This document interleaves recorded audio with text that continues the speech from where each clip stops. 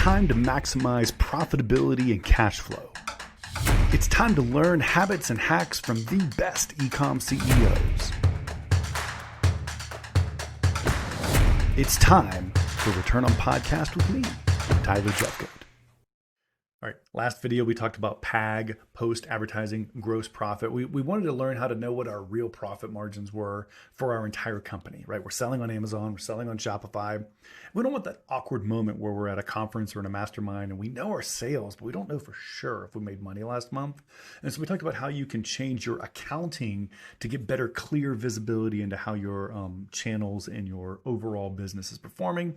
In today's session, I want to talk to you about how to bring that down to the SKU, micro, ASIN, variation level. Okay, so let's dive in. Let's talk about PAG, which is post-advertising gross profit on a micro level. First of all, just as a reminder, remember this P&L, we want to make sure that on the macro level that our gross profit represents real gross profit, which is after cost of goods sold, after Amazon fees, after advertising. That's why it's post-advertising. Get it? Post-advertising gross profit. Now, that's good for a minute, but that's not good forever. And so I want to teach you how to do it. First, let's look at manually. By the way, this is a tool that I'm happy to give to you if you just want to know the categories that you need.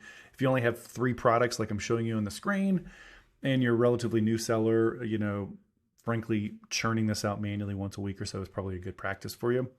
And then I'll show you how to do it a little bit less manually. So, all right. Tyler's selling three products. By the way, quick hack here. If you're ever doing analysis as a CFO, you're not ready to hire me and you want to be your own CFO, always put the date range. You're going to pull data and you're either going to be copying it and pasting it like I did for this screen, or you're going to be like, pivoting it. Just always show your work, because I can't tell you how many times I have showed up at a meeting with a client and been like, dang, I can't remember exactly what date range I pulled when I was getting that data. Always show your work. Always put the date range. All right. So the seller accountant hat. She's a beauty. This is a mesh trucker hat that we bought like 30 of them here as a company and nobody wanted them. So the joke's on me here, by the way. So if you watch this channel a lot, you probably see me wear my hat. It's because I have like 30 of them and I could literally rotate one every day of the month. No one else in my company wears them. And so anyway, if you want a hat, let me know. I'm happy to send you one. But let's pretend that people love the seller accountant trucker hat, because my goodness, it's an amazing hat. We sell it for 99 bucks. So by the way, we're just going to go through. This is very manual. You're going to put, hey, how many units did I sell during my 60 days? What was my sale price? What was my unit cost of goods sold? And then I'm going to let the calculator calculate my revenue, my COGS, and some of the other factors. I'm going to have to go and see how many refunds did I have. No one returns the trucker hat. Once you get the trucker hat, it goes to the grave with you because you love it so much. So I put a 0 there. For these other ones, we had some refunds. We got our COGS. We put our Amazon fees all in one bucket for this simple illustration. We got our total advertising cost of sales, which we're going to have to go look at our campaign manager. We're going to have to go look at the individual campaigns. Again, if we have 3 ASINs, we can probably figure out which ad dollars went to the hat versus the limited versus the mug. And it's going to ultimately give us our PAG, our profit after advertising and after Amazon fees. And so let me give you some implications of this really quickly. If you ever find yourself with a product like the seller accountant hat here, that's generating 44% PAG, you have a killer product. This would be elite. This would be one of the better products we've seen. This would be the kind of margins that like Yeti cups was getting when it first went viral and launched those, double vacuum sealed steel cups a few years ago. They were able to charge such an outrageous delta above what they paid for the product. And they were so viral because people love these daggum, cups and mugs, that they were capturing outrageous, they probably still are, by the way, but they were capturing really, really, really good margins on the products. If this is you, call your IP attorney. Is there anything I can patent? Is there anything I can make sure to trademark to protect myself? Because competitors are going to go try to find this margin. Don't leave it unprotected. Now, a more normal example would be this middle one here, which, is whatever the UGA limited is here. But for this one, we're going to start doing some analysis. Very normal refund level. By the way, for most categories, if I see a refund level that's like 3 to 5, 3 to 6%, I'm normally pretty happy. Very standard cost of goods sold, landed COGS of 33 points. That's pretty much what seller accountant sees for most private label sellers. My Amazon fees are in the 25 to 30% range. Love it. My tacos is a little above 10%, but I've got enough margin in the product that I can still capture 24 points in PAG on this ASIN. This is a really healthy product. This is a great product, and this one's a lot more realistic than the top one, which has got these outrageous 44% margins. Now let's look at one that needs a little help. This third product is a coffee mug, and let's analyze this. We looked at the revenue, and then we started looking at refunds, and we say, oh my goodness, this particular ASIN has a 14% refund rate over the last 2 months. Now, if this was apparel, like there are a couple of categories where having a 14% refund rate might be an acceptable refund rate. You don't love it, but you kind of deal with it because people buy the wrong sizes. But for coffee mugs, my gosh, this is double, triple what I would expect to see for a refund rate. And so because we have a high refund rate, we also have a higher than expected Amazon fee load because Amazon doesn't give us the pick and pack fee back. Sorry.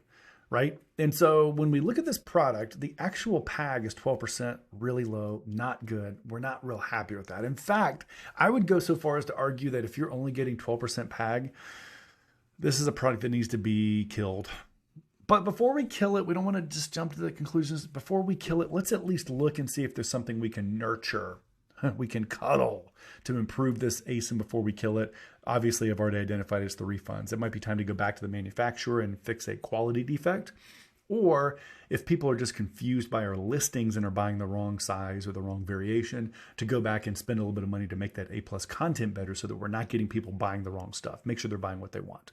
So again, we kind of have a keep, cuddle, kill method when we think about our products. Obviously, if something is getting premium margins or really strong margins, we want to keep it. We want to make sure it stays in stock. We want to make sure we don't run out of it.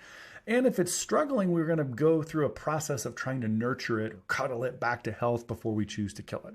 All right, that's the manual process. You're going to do that for like 5 minutes. Let me show you 2 other methods that you can dig into. I won't spend a ton of time on this. If you go to your Amazon account, you go to the reports repository within the payments area, you can create a request for a date range transaction level unified transaction report. You guys have all seen this. We all love to hate these CSVs. They come out looking like the one on the screen here. This is one that literally has 12,000 rows of data over the last 60 days. A lot of data.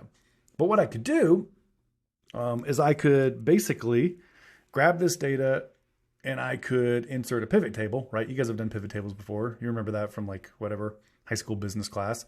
And I can go in here and I can actually make the SKU my row, right?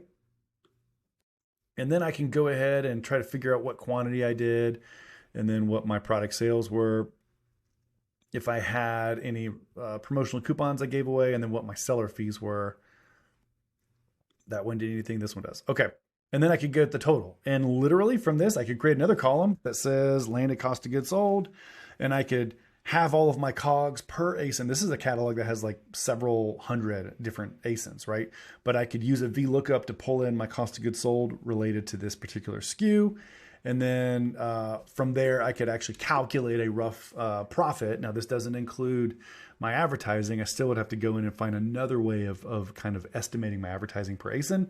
But if you have a larger catalog, you don't do a lot of advertising, like these guys don't do a whole lot of advertising, it makes a lot of sense to just grab the actual UTR, unpack it so that you can do your statistics and percentage display. One more way I'll teach you real quick, because guess what? You're going to hate doing it manually. You're going to hate doing the pivot tables. You're going to do them like twice. You're going to be like, oh my gosh, life is too short. Then you're going to go and you're just going to buy a solution that does it for you. I've used every tool under the sun. There's a bunch of them that have really good profit modules. The one that I am really, really, really liking at this exact moment is Seller Labs. They've completely rebuilt their program, and they call it Data Hub now. So for what it's worth, if you want to check out kind of a dashboard that'll go grab the Amazon profitability for you, you just upload the cost of goods sold so that you can keep an eye on those ASIN or SKU level profit numbers. Because guess what, guys? We can't afford to have products in our portfolio that are killing us. We've got to make sure that every ASIN, every SKU is accountable for profitability. And the only way to do that is if we're actually occasionally at least measuring. And now as we get bigger, the reason we have to have a tool like Seller Labs or Helium 10, Metrics, Managed by Stats, pick your favorite.